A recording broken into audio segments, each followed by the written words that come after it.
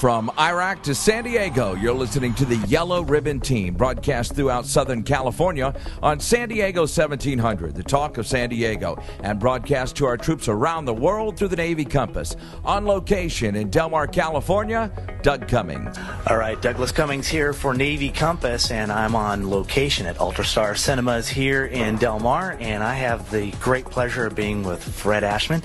And Fred, we just walked out of a wonderful movie that called Proud American. You are the CEO, director, and producer of a phenomenal film. Tell me a little bit about it.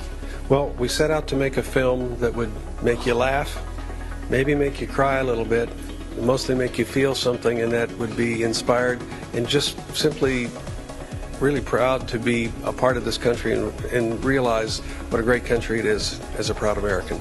And I tell you, I am totally motivated. I'm sitting in this film, and I see the cinematography is fantastic. Tell us what you did and how you pulled this together. Well, I pulled together a great team, because one thing everybody has to realize, film is team art. But I had this idea, and then we did the research, and then the screenplay, and we shot in 70 millimeter with the IMAX cameras from a Learjet and from helicopter and on the ground for a lot of the sequences, and then the dramas we did in standard 35 millimeter. So even in a regular 35 millimeter theater, the normal everyday theater, not an IMAX theater, you still get incredible resolution on those big shots.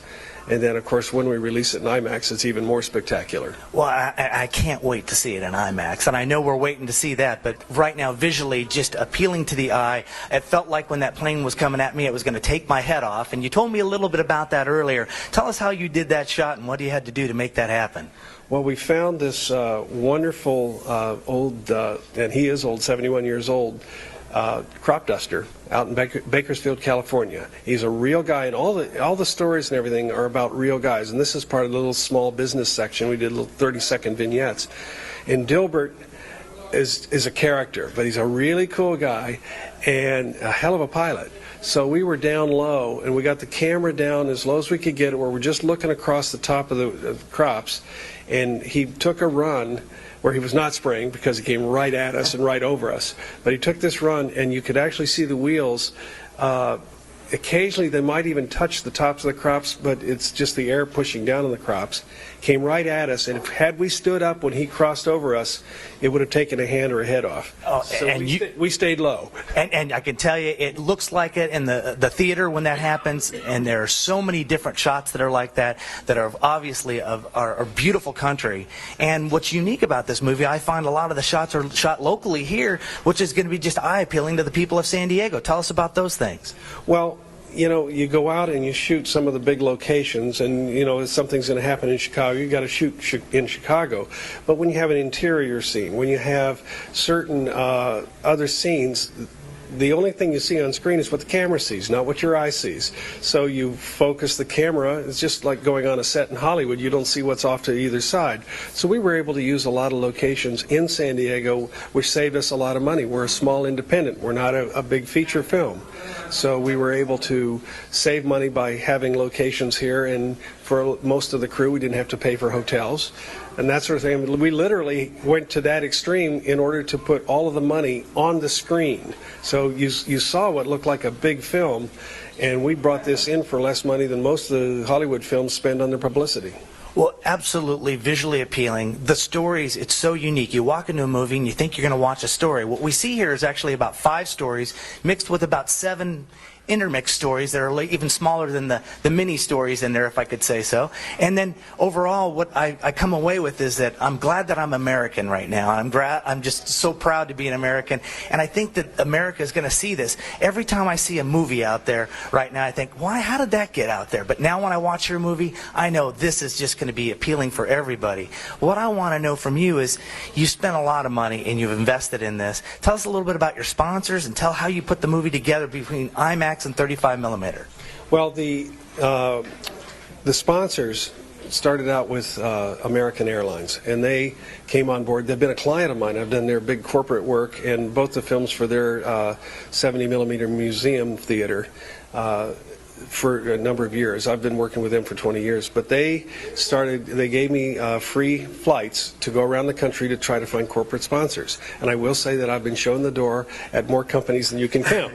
Because imagine this, go in and say, okay, I have this really neat idea for this film. I want you to give me a lot of money. No, you can't see the script. No, you can have no influence. No, you don't get any money back. But you got to give me the money up front. And I cannot guarantee that we're going to get distributed because it depends on how good a job we do. And we got Coca-Cola, Walmart, and MasterCard all to come on board with us. And then we had a private party who lent us the rest to get enough money in time to do it. And then they all just stood back and said, "Hope you do a good job, kid." So off we went, and that's how it came to be. Now that is truly an American story just in itself. You could have featured yourself in this film. You don't do that, of course, but you do with other people. And, you know, it takes me, and I'm going to be with my family tonight. We're probably going to talk about this for a long time. This is a film that seems it's going to, let's say, go on for decades. And I don't know if you know that or if you realized you were doing that beforehand. Is that something that you had planned and felt that this was going to happen? I actually planned it to be an evergreen. I wanted to make a film that you can bring back out and re-release a couple of times a year. The original concept was to do it in the IMAX format, and so for the giant screen. And those tend to run in theaters on and off for a good 10, 15 years. So that was the concept. And then it turns out that the folks from Regal, when they saw a 17-minute clip that I had done, even the concept, they said, "You've got to do this in 35.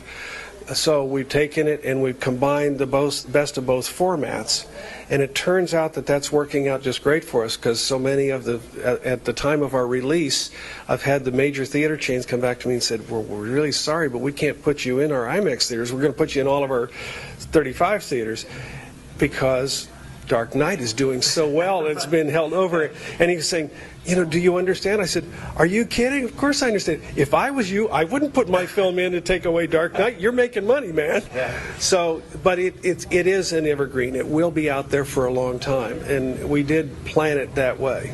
Well, it's outstanding. I'm just so pleased to be a part of it, and I'm so proud of you. And the way you've shot this film and intermixed and edited, and the music and the score, obviously, has been by some local people. Would you tell me a little bit about the music and how that goes along with this? Yes, Stan Beard, who has done the major music for all of my biggest productions for years and years and years, is our composer, and he brought in a couple of other guys to help him with little sections of things, but Stan composed really the songs and the score, and then Leonard Tucker, who sings San Diego Supercharger's song, has been a dear friend and been on a lot of my live shows and other things that we've recorded for years. Wayne Nelson, who was from here for years and is another dear friend, Little River Band, sings on it. Joni Sledge, who lives in Arizona, sings one of the songs on their Sister Sledge. And Kevin Chalfant, who is from the 80s group Storm, sings the title song at the end, and then the credit song is one of the strongest songs in it. And we looked at a lot of different singers, and we ended up with Stan. And it also Stan's son, Landon, who's been appearing on Broadway and is quite a young star himself, also sings one of the songs in it. So it just turned out that way, that we leaned on people who we knew were terrific and would work with us. And this goes along with the small budget thing. You can't afford the giant names because you end up paying money just to go talk to their manager. So we got people we knew who resonated with the film. But all these actors in this film worked on this film for scale. That is a tremendous gift. And it's because they knew the integrity of the film and what we were about and what we're doing. And some of them are politically left, some of them are politically right, some of them you don't know where they are, it doesn't matter. But they all said, we love this film. And that was one of my objectives, is to make a film that's not religious based, it's not politically based, but it is about us, the Americans of all ilks. Well, absolutely impressive, and I just can't thank you enough for your hard work bringing in local talent. You have done a phenomenal job. I'm very impressed. Something that's going to last for a long time. Definitely going to have to go out and see it in IMAX. I can't wait to see it. I saw it here in digital, which was outstanding. I know you've got some final tuning in coming out here. Tell us the release date and what you chose that release date, and then tell us the second part of the question, when will it be available on IMAX? The release date is September 12th, and you can get detailed information on our website, www.proudamericanfilm.com. You have to add the word film. And we're going to have links to all the theater chains, and then they'll have the locations, because they won't have the final locations till about 2 weeks before it comes out. It'll be in IMAX theaters as soon as there's availability, and they just moved Harry Potter to the spring. So we're hoping that when they finally start to get a dwindling audience on Dark Knight, that we'll have a slot in there for several months. And then after the first week of September, we're showing the IMAX version at the Giant Screen Theater Association, and that's where all the institutional theaters get their look at it, and then they'll be able to start booking it into their theaters, and we're hoping to get it placed in those theaters to last for the next 10 to 15 years. Well, I'm excited for you. I'm excited for our city. I'm excited for the talent you have, that you were able to pull those kinds of actors. Every moment is captivating through the entire film. The score is outstanding. The visual appeal is just perfect. I can't thank you enough for your time today. Congratulations to you and to your staff and your workers. Thank you for you and all the work that you guys do in support of our men and women all over the world. And thank God for them, because they provide the umbrella for the freedom that allows us to do what we do. Very well said. Douglas Cummings, Navy Compass News, and we'll talk with you later. Thank you very much, Fred.